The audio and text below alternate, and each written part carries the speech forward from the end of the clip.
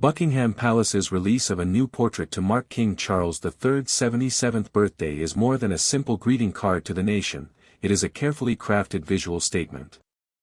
The image, captured on the very morning of his birthday, presents a monarch at ease within the embrace of his private Norfolk estate, Sandringham. This choice is deeply symbolic, offering a glimpse into the man behind the crown at this stage of his reign. The photograph was taken in the sprawling, 20,000-acre grounds of Sandringham House, a private residence cherished by the royal family for over 150 years. Unlike the official seat of Buckingham Palace or the ceremonial grandeur of Windsor Castle, Sandringham is a deeply personal refuge. Purchased in 1862 by the future King Edward VII, it has long served as a private haven from the firm's relentless schedule. It is where the family traditionally spends Christmas, a testament to its role as a genuine home. King Charles has a profound, hands-on connection to this land. He has personally overseen the transformation of the estate's farming practices to fully organic, a passion project that aligns with his lifelong commitment to environmentalism and sustainability. The gardens and woodlands are not just a backdrop, they are a manifestation of his personal philosophy. For him, Sandringham is not just a stately home, it is a living, breathing ecosystem he has helped nurture. The king's attire speaks volumes. Dressed for a crisp autumn walk in a tailored but comfortable overcoat, a warm sweater, and trousers, his demeanor is a deliberate departure from the uniformed and suited formality of most official portraits. This relaxed, grandfatherly aesthetic is a key part of the modern monarchy's effort to appear more relatable and accessible. It projects an image of stability and quiet confidence, suggesting a monarch comfortable in his own skin and his role, without needing constant pomp to validate it. Royal commentators note that this informality reflects a man finally in a role he was born to, yet cherishing the rare moments of private respite. The smile appears unforced, the posture relaxed. This is Charles not as the head of state, but as Charles the landowner, the conservationist, enjoying the morning sunshine on his own property. Turning 77 so soon after ascending the throne is a unique circumstance. His mother, Queen Elizabeth II, was only 25 when she became queen. Charles's birthday is thus viewed through a different lens. He brings to the monarchy a lifetime of observation, advocacy, and his own well-documented interests. This portrait subtly reinforces that identity. It is the picture of a seasoned, thoughtful elder statesman, not a young novice. The palace's emphasis on a quiet start is significant. Following a year that included his coronation, a busy summer of royal engagements, and his ongoing treatment for cancer, this peaceful image serves to reassure the public of his well-being and his desire for a sustainable, balanced approach to his duties. The bright and sunny weather of that blissful morning now symbolizes a metaphor for a hopeful and positive beginning to his 77th year, despite any health challenges. The land behind him is not passive scenery. It is an active character in the story of his life. As the Prince of Wales, his often mocked conversations with plants now seem prescient, framing him as a visionary in tune with the natural world. This portrait connects him directly to this legacy. It visually binds him to an estate he has personally stewarded, suggesting that his kingship will be rooted in the same principles of care, longevity, and sustainability that he has applied to Sandringham's soil. The 77th birthday portrait is a masterful piece of visual communication from Buckingham Palace. It is a multi-layered image that successfully blends the personal with the professional, the private with the public. By choosing Sandringham, a relaxed demeanor, and the symbolism of a bright new day, the portrait tells a story of a monarch who is at peace, in his element, and deeply connected to a land he is now tasked with leading his nation in protecting. It is a powerful and reassuring image for the beginning of an even better era. Later in the day, the next major event was the visit of King Charles III and Queen Camilla to the town of Merthyr Tydfil in the Welsh Valleys was far more than a simple birthday celebration, it was a potent piece of political and historical theater, carefully orchestrated to deliver a message of recognition, reconciliation, and renewed hope. The choice of Cyfarthfa Castle as the venue was profoundly significant. This is not a medieval fortress, but a grand, 19th-century mansion built in 1825 by the ironmaster William Crochet II. It stands as a monumental symbol of both the zenith and the subsequent decline of the Welsh Industrial Revolution. In the early 19th century, Merthyr was the epicenter of global iron production. The Cyfarthfa ironworks, visible from the castle, were once the most formidable in the world, fueling the British Empire's expansion and the dawn of the Industrial Age. The castle itself was built from the profits of iron, a literal palace to industry. The town is also a symbol of the harsh realities of industrial decline. The closure of the steelworks and coal mines in the 20th century led to profound economic hardship and depopulation, challenges that the community still grapples with today. By coming here, the king was not just visiting any Welsh town, he was visiting the very heartland of Wales' industrial pride and its subsequent struggles. King Charles's presence at Cyfarthfa Castle was a powerful act of acknowledgement. The reception for community champions, volunteers, and emergency service workers was a deliberate move to honor the resilience and spirit of the post-industrial Welsh valleys. It shifted the focus from past industrial glory to present-day community strength. King Charles is not a newcomer to these issues. As Prince of Wales, the Prince's Trust has operated in communities like Merthyr for decades, supporting youth employment and enterprise. His visit was a continuation of this long-standing commitment, lending his platform to regeneration efforts and acknowledging the immense contribution, and sacrifice, of Welsh workers to Britain's national story.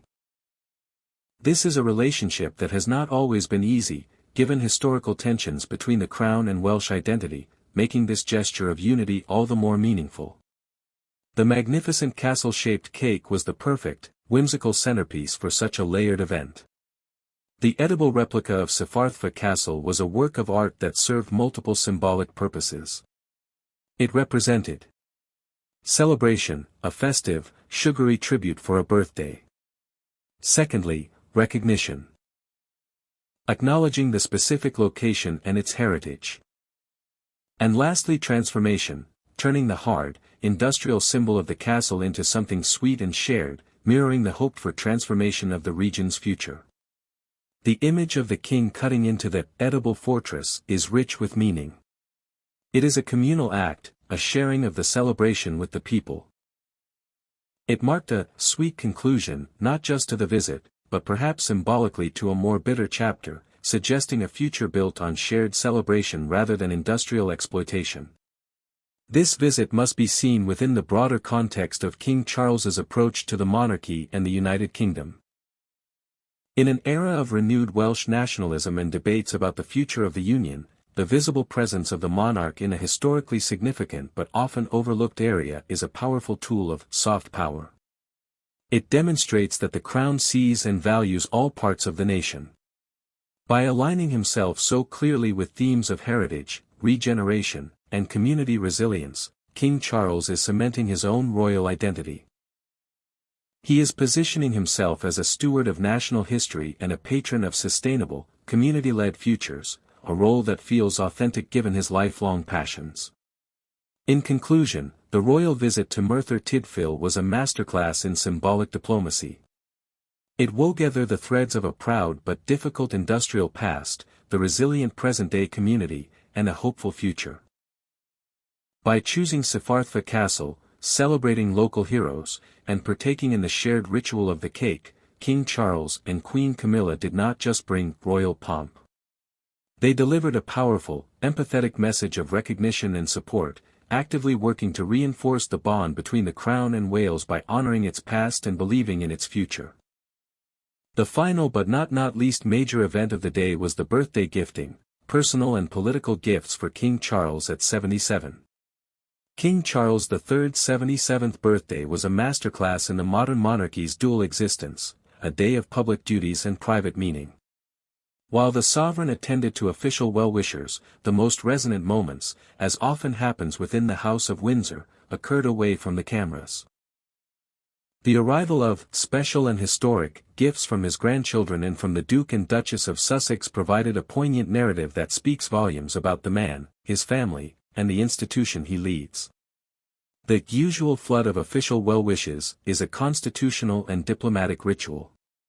Messages from governments, armed forces, and charities affirm the king's role as head of state and a global figurehead. However, for a man who waited over 7 decades to become king, these gifts of state can sometimes feel impersonal. The deeply personal nature of the family's gifts highlights a conscious effort, both by the king and his family, to preserve a private identity separate from the crown. This balancing act is a central challenge of his reign, to be both a relatable human being and a symbol of national continuity. The heartfelt, handmade creations from his grandchildren are more than just adorable keepsakes, they are powerful symbols of lineage and legacy. A special place in the royal collection for such items has a precedent. The Royal Collection Trust carefully preserves a wealth of personal ephemera, including childhood drawings by Queen Victoria and her children. These artifacts transform the collection from a trove of state-owned art into a family archive. The drawings by George, Charlotte, and Louis are the newest additions to this intimate historical record. For Prince George, these interactions are subtle early lessons in the relationship between the monarch and the heir. His gift to his grandpa is a private moment that also carries the weight of a future dynasty, humanizing a line of succession that can often feel abstract to the public. As the expert noted, a child's crayon drawing possesses a value that transcends any state jewel. In an institution steeped in priceless regalia, these simple, imperfect creations represent authenticity. They are a public reminder that at the center of the pomp and ceremony is a grandfather who displays artwork on his fridge, just like millions of others. This humanization is a critical survival strategy for the monarchy in the 21st century. The gift from the Duke and Duchess of Sussex was arguably the most layered and significant of all. A rare, first-edition literary work or a significant historical volume is a gift that only King Charles could fully appreciate. This gift taps directly into the king's core identity as an intellectual and a preservationist. Before he was a monarch, he was the Prince of Wales who authored books on architecture, a vision of Britain, passionately advocated for organic farming, and established the Prince's Foundation to educate in traditional arts and crafts. A rare book on one of these subjects shows a deep understanding of the man he has always been, beyond his title. In the context of the well-documented tensions within the family, this gift is a profound olive branch. It moves beyond the public disputes and private hurts to a language King Charles truly understands, respect for his life's work and intellectual passions. It is a nonverbal message of reconciliation, acknowledging the shared interests that once defined their close relationship. It doesn't erase past difficulties, but it builds a potential bridge for future dialogue, rooted in mutual respect rather than public negotiation. The narrative woven by these two sets of gifts creates a powerful, complete portrait of King Charles at 77. Such vibrant, messy artwork from his grandchildren represents the living, breathing future of the monarchy. It is untamed, full of potential, and points forward to a world he himself will not see. It is a legacy of love and family continuity. The rare, historical book from Harry and Meghan represents the past he has dedicated his life to studying, preserving, and understanding. It acknowledges his role as the steward of history, tradition, and memory. For King Charles, a man whose life is defined by a sense of duty to history, these personal tokens are indeed his most cherished artifacts.